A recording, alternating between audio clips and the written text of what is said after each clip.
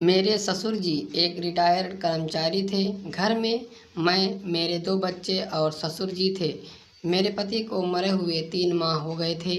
मैं उनको बिल्कुल भी भूल नहीं पा रही थी।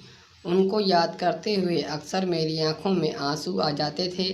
एक दिन मैं किचन में खाना बना रही थी कि अचानक ससुर जी मेरे पास आए और मुझसे कहने लगे, जिसे सुनकर मैं पूरी तरह से कांप गई। मेरा नाम पायल है। मेरी शादी अरेंज मैरिज थी। मेरे पति का नाम कैलाश था। कैलाश बहुत प्यारे इंसान थे। वह जब तक इस दुनिया में थे मुझे कोई गम नहीं था। वह मुझसे बहुत ही ज़्यादा प्यार करते थे और मैं भी उनको बहुत चाहती थी। हमारी ज़िंदगी बहुत खुशहाली से कट रही थी, लेकिन एक दिन कैलाश बहुत उदास दिख रहे थे। जब मैंने उनसे पूछा तो वह कहने लगे, जहाँ काम करता हूँ कंपनी लॉस में चल रही है और बहुत से लोगों को कंपनी ने निकाल दिया है। हमारे 2 बच्चे हैं। हम लोगों को मिलाकर और पिताजी सब मिलाकर हम 5 लोग हैं और मेरी जो सैलरी मिलती है उससे घर का खर्च आराम से चल जाता है। लेकिन अगर कहीं कंपनी ने मुझे निकाल दिया तो मैं बहुत ही ज़्यादा परेशान हो जाऊंगा, क्योंकि नौकरी मुझे बहुत परेशानी से मिली थी। कई साल मैंने इधर उधर की ठोकरें खाई थीं, तब जाकर मुझे यह नौकरी मिली थी। मुझे डर लग रहा है कहीं कंपनी मुझे निकाल न दे। कैलाश की बातें सुनकर बहुत मैं दुखी हुई, लेकिन मैंने उनको हौसला दिया और कहा, आप घबराएं नहीं, भगवान अच्छा करेंगे। भगवान पर भरोसा रखें, सब ठीक होगा। लेकिन उसकी मर्जी को कोई नहीं टाल सकता। एक दिन कंपनी से बड़ी बुरी खबर आई। एक लड़के ने फ़ोन करके बताया कि कैलाश की तबीयत बहुत ज़्यादा ख़राब है। हमने डॉक्टर बुला लिया है और आप भी जल्दी से चले आइए। जब मैं वहां पहुंची तो कैलाश दुनिया छोड़ चुके थे, क्योंकि वह मानसिक रूप से बहुत कमज़ोर हो चुके थे। इस वजह से शायद उनको हार्ट अटैक आया था। मेरे ऊपर तो गमों का पहाड़ टूट चुका था, क्योंकि मेरे एक ससुर थे जो रिटायर होने के बाद घर पर ही रहते थे, लेकिन हमारी कोई मदद नहीं करते थे। उनकी रिटायर की पेंशन इतना आती थी कि 3-4 लोग बैठकर खा सकते थे, लेकिन वह बहुत ही कंजूस आदमी थे और अपने पोती पोता के ऊपर भी वह खर्च नहीं करते थे। एक दिन मैंने अपने पति से उनके बारे में पूछा कि ससुर जी के पास इतना पैसा है और हम इतना परेशान रहते हैं, तो हमारी मदद क्यों नहीं करते। तो कैलाश कहते, अरे जो पैसे वह जमा करते हैं वह सब हमारे लिए ही तो करते हैं। लेकिन ससुर जी की आदत अच्छी नहीं थी। वह सारे पैसे बैंक में ही जमा कर देते थे और मेरे पति कैलाश की जो सैलरी थी उसी से पूरे घर का खर्च चलता था। उनके चले जाने के बाद मैं अपने आप को समझा नहीं पा रही थी कि मैं कहाँ रहूँ, मायके जाऊँ या फिर यहीं रहूँ। मेरी एक ननद थी जिसकी शादी हमारे शहर से बहुत दूर हुई थी, जिसके कारण वह अपने मायके साल में 1 या 2 बार आ जाती थी। भाई के मौत के वक्त भी वह नहीं आ पाई थी। मेरी माँ, मेरा भाई और मेरी भाभी मेरे पति कैलाश के चले जाने के बाद वह लोग घर पर आए और मेरे ससुर जी से कहने लगे कि पायल को अपने घर पर ही रखें, क्योंकि वह आपके मरे हुए बेटे की बहू है और आपके पोती पोता भी हैं जिन्हें आप खिलाकर अपना टाइम काट सकते हैं। तो पिताजी ने कहा, क्यों नहीं, यह पहले भी मेरी बहू थी और आज भी यह मेरी बहू है और उसका सारा खर्च भी मैं ही उठाऊंगा। उनकी बात सुनकर मेरी भाभी बहुत खुश हुई, क्योंकि मेरी भाभी चाहती थी कि मैं मायके न रहकर अपने ससुराल में ही रहूं, लेकिन मेरी माँ चाहती थी कि मैं मायके में रहूं। मेरी माँ को मेरा ससुराल में रहना बिल्कुल भी पसंद नहीं था, लेकिन मैं क्या करती, वह खुद भैया भाभी के सहारे पर थी। इसलिए माँ कुछ नहीं बोली और आंखें नम करके चली गई। अपने पति के जाने के बाद अब मैंने सोच लिया था कि मैं अपने ससुर की खूब देखभाल करूंगी और ससुर जी से कहकर बच्चों को एक अच्छे स्कूल में एडमिशन कराऊंगी। यह बच्चे मेरे और कैलाश के प्यार की निशानी हैं और अब मेरी ज़िंदगी में कोई ख्वाहिश नहीं थी। ज़िंदगी की सारी ख्वाहिश अब तो मर चुकी थी। हमारा घर 2 मंजिला था, तो ससुर जी ने मुझे ऊपर रहने के लिए कहा। मैं ऊपर वाले कमरे में रहने लगी। ससुर जी ने मुझे रहने के लिए जगह तो दे दी थी, लेकिन वह बहुत ही बेरुखी से बातें करते थे। मैं उनका टाइम टाइम पर ध्यान खाना दे आती थी। एक दिन मैं उनको सुबह का नाश्ता उनके कमरे में देने गई तो वहाँ ससुर जी नहीं थे और बाथरूम से पानी गिरने की आवाज़ आ रही थी। मैंने सोचा शायद ससुर जी नहा रहे हैं, नाश्ता ठंडा ना हो जाए, इसलिए मैं नाश्ता वापस लेकर जाने लगी। इतने में ससुर जी बाथरूम से आए। वह सिर्फ पजामा पहने हुए थे और उनके शरीर पर कोई कपड़ा नहीं था। मैंने शर्म से गर्दन नीचे कर ली। वह मेरे करीब आए। फिर अचानक मुझे ऐसा लगा कि वह फिसल कर गिर जाएंगे, तो मैंने उनको थाम लिया। तो उन्होंने कहा, अच्छा हुआ तुमने थाम लिया, नहीं तो आज बहुत ज़्यादा चोट लगने वाली थी। मैं उनके बेड पर नाश्ता रख कर ऊपर चली गई।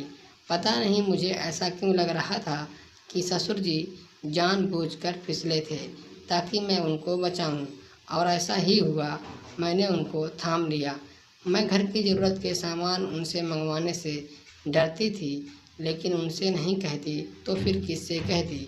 घर में कोई चीज़ दूध, तेल, साबुन लाना होता तो मैं उनसे बहुत डर डर के बातें करती। एक दिन शाम का वक्त था। मैंने किचन को चेक किया तो राशन ख़त्म था। मैंने सोचा कि जाकर ससुर जी को बता देती हूँ ताकि सुबह जल्दी राशन आ जाए। मैं जब उनके कमरे में राशन के बारे में बताने गई तो वह लेटे हुए थे। मैंने जब आवाज़ लगाई तो वह उठकर बैठ गए और मुझसे अंदर आने को कहा। मैं कमरे के अंदर गई तो उन्होंने कहा, बैठ जाओ, जो बात करनी है बिना डरे मुझसे कहो। मैंने कहा, घर का राशन ख़त्म हो गया है, मैं भूल गई, मैं आपसे बता नहीं पाई, सुबह कुछ भी पकाने को नहीं है। तो उन्होंने कहा, इसमें घबराने की कोई बात नहीं है, मैं सुबह सारा राशन ला दूँगा। सुबह ससुर जी राशन ले आए। एक दिन दोपहर का समय था। मैं घर का सारा काम करके अपने कमरे में आराम कर रही थी तो ससुर जी आए और मुझसे कहने लगे, तुमसे एक ज़रूरी बात करनी है, तुम नीचे मेरे कमरे में आओ। मैं बहुत डर गई थी कि ससुर जी मुझे क्या बात करने वाले हैं। मुझे उनके इरादे बिल्कुल भी अच्छे नहीं लग रहे थे, क्योंकि अक्सर मुझे प्यासी नज़रों से देखते थे। मैं एक औरत थी, मुझे यह जानने में देर नहीं लगती थी, लेकिन मैं मजबूर थी क्योंकि अब मैं अपने ससुर के सहारे पर थी।